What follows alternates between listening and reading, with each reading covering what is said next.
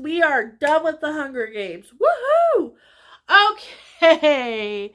So this video is just going to be kind of my wrap up of kind of my overall feelings on this franchise. Now, if we have more books, I don't know if I'm going to read them or not. So, I'm going to say for me, I'm probably done with the Hunger Games. I just finished Sunrise of the Reaping and I'm probably good. Um, but I just kind of wanted to talk about my experience. I first want to talk about my experience going back to YA. How does this book, obviously nothing is blocked. This feels very uncensored for what it is. They are teenagers, yes. But this felt really high YA, like if somebody was like, I'm getting into that new adult. That's what it felt like to me. It felt like if there was like a new adult category, this is what it would fit in more than YA. But new adult is still not an age range, or it wasn't at that point. And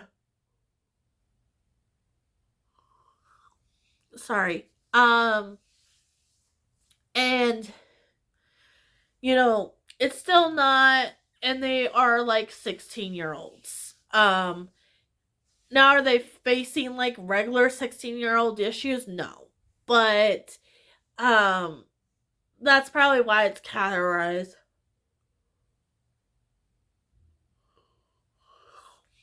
Sorry guys. That's probably why it's categorized the way it is. Is that it is that age range and stuff like that. Now, would I give this to a young YA? No. I would probably, if a parent's watching this and is like seeing the new hype for the new book,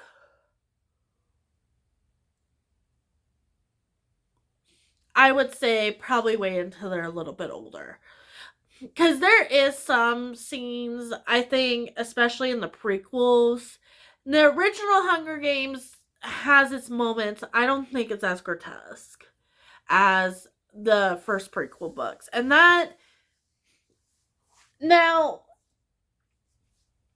that's kind of what separates the prequels from the original series is I feel like the original series was as much violence as we needed. And a lot of stuff is not extremely explained when it comes to the grotesque stuff, and it's very, very quick. This lingers on the grotesque stuff, and so does the Songbird and Snakes.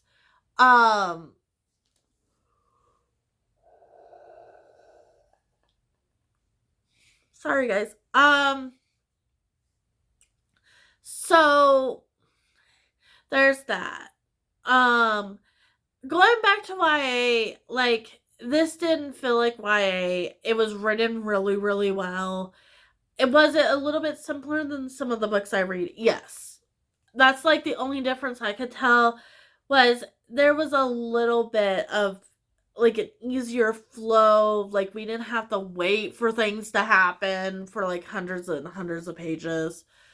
And it was a quicker read than if you read an adult fantasy book. So there was that, and that was like my fear is like, were things gonna be too fast? Was it gonna be like action, action, action?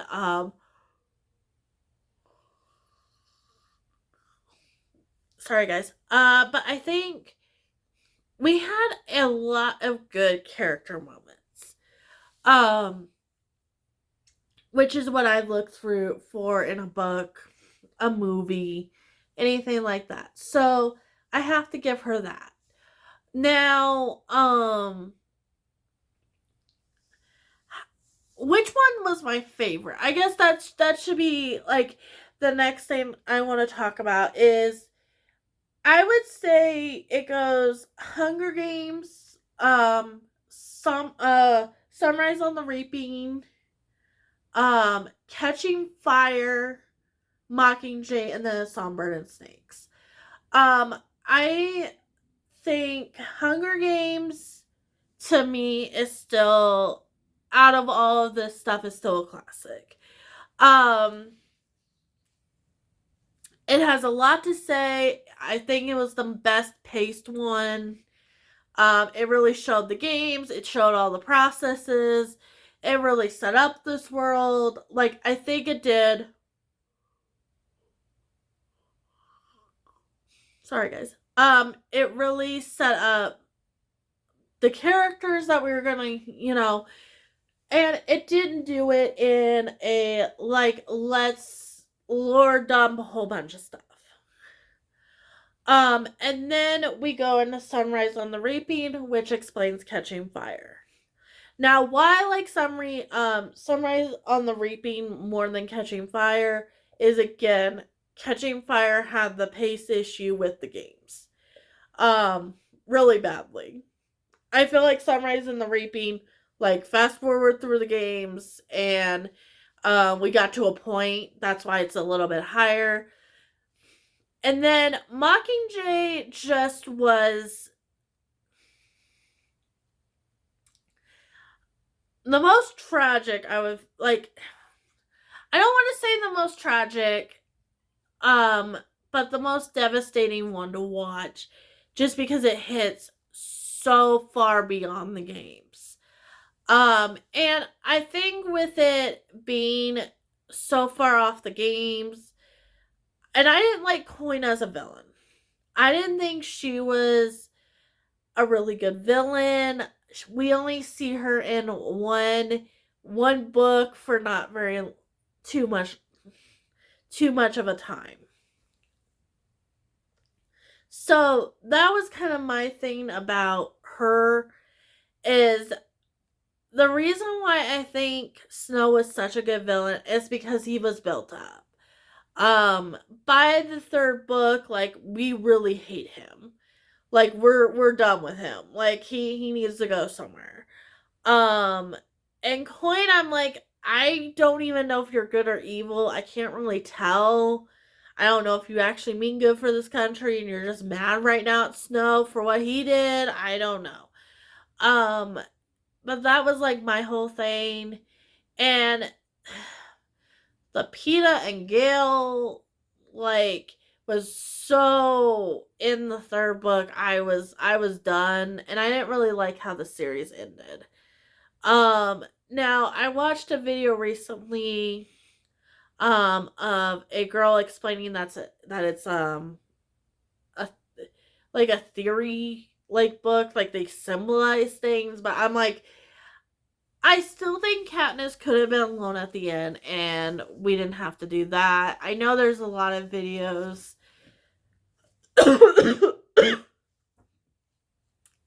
that talk about if the book is actually feminist because of the ending of the third book. I don't think it's that really for me. I just think with how much trauma she ends at the end, how much trauma she has at the end of the book, of the third book, like, she needs that time. And then I don't know if she would necessarily go to Peeta, and it just felt like trauma bonding, and I didn't like it. Did I really want her to be with Gale either? No. I didn't really think either one of them. And that's where Sunrise of the Reaping really got me. It was the love story and the potential next love story for Haymitch. I don't think Trinket, I don't know. I know people ship it. I would be okay either way. I think it would be a cute ship, but at the same time, I can understand that he just needs a friend that kind of understands what he went through. I don't think she completely understands. But,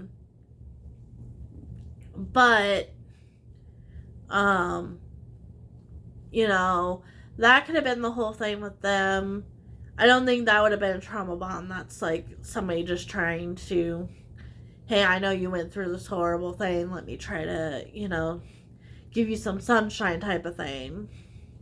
And I do like her for that.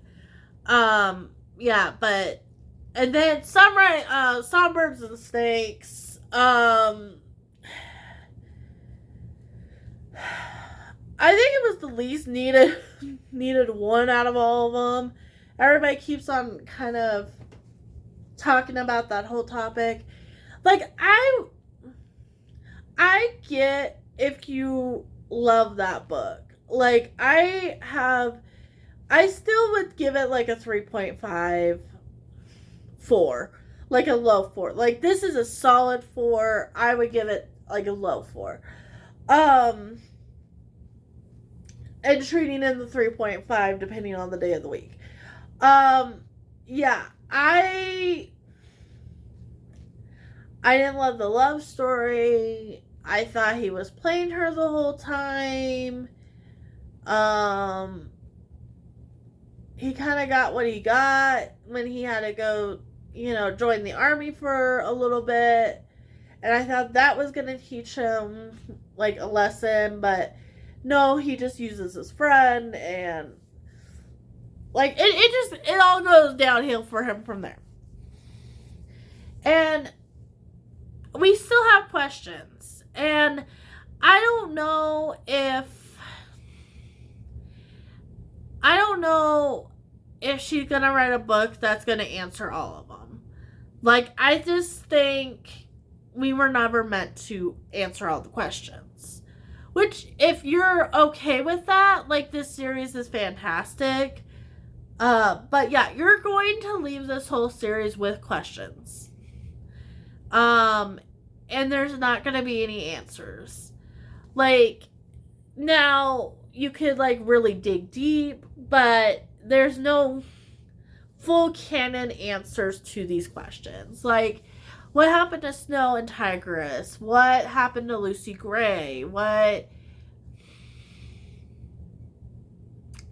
happened to this character? What happened to that character? Like, there's not, like, a full run on, like, this is the whole history of this,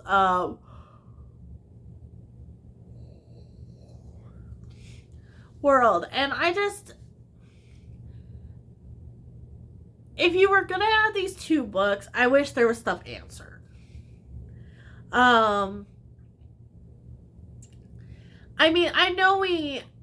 We first meet Tigress actually in Mockingjay, and then she, ends up being Snow's cousin. And that wasn't really, and why she goes all crazy. But, like, none of that's explained. I think this needed to be a Tigress book because, like, that's not explained. That could have been interesting, but... And I think the next book, is an Effie book. Effie Trinket. That's why I said I'm pretty much done unless there is a Tigress book written. And we get Tigress's point of view on Snow. But other than that, I think we're done. Like, I feel like she could, like, potentially just write all the Hunger Games from the 1st to the 75th. I think is where Katniss kind of ends them. Like, she could write all those books. And, like, people would probably eat them up. But, I would love to see a book before the Hunger Games. And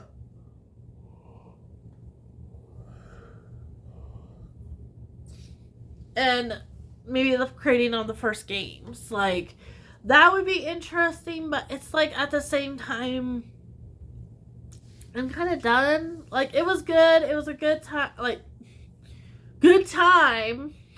But, I don't know. I feel like, there's not much more to say. Like, obviously, she can say way more on society and stuff like that. I think that's probably what this came from, was like she saw how society was going. She was like, I need to write a book about it.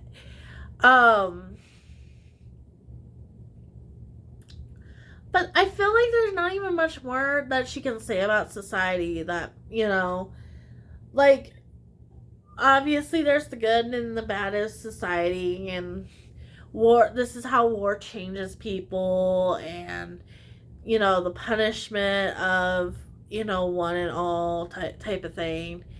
um but I don't feel like I don't want any more. I want her, if she's gonna write anything, I want her to write something completely and totally new. I think she would be one author that, like, I don't think this is a one and done for her. I think she could go and do, sorry guys, she could go write something else. Now, could she write anything that's not dystopian? Probably not. Like, I don't see it being completely different. I don't see her like writing a super romance or anything.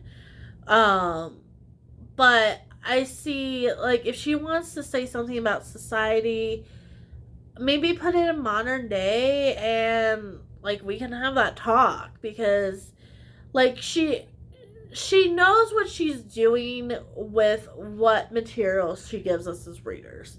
Like, that's one thing I have to respect from Susanna Collins, is that I felt like she knew what was going on, and she knew why she wanted to go the directions that she did. She knew why Snow had to act the way he was, and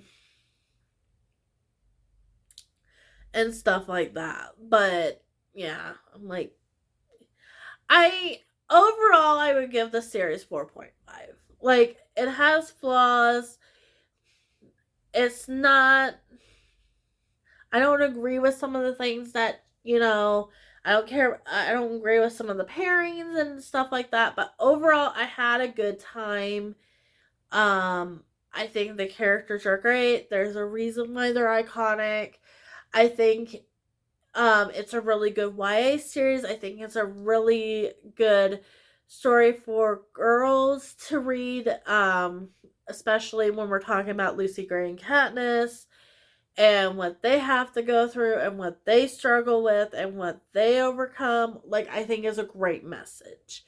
When we're talking about a time when it was either this or Twilight, which had really bad messaging and stuff like that, like, this book was a bit of a fresh air.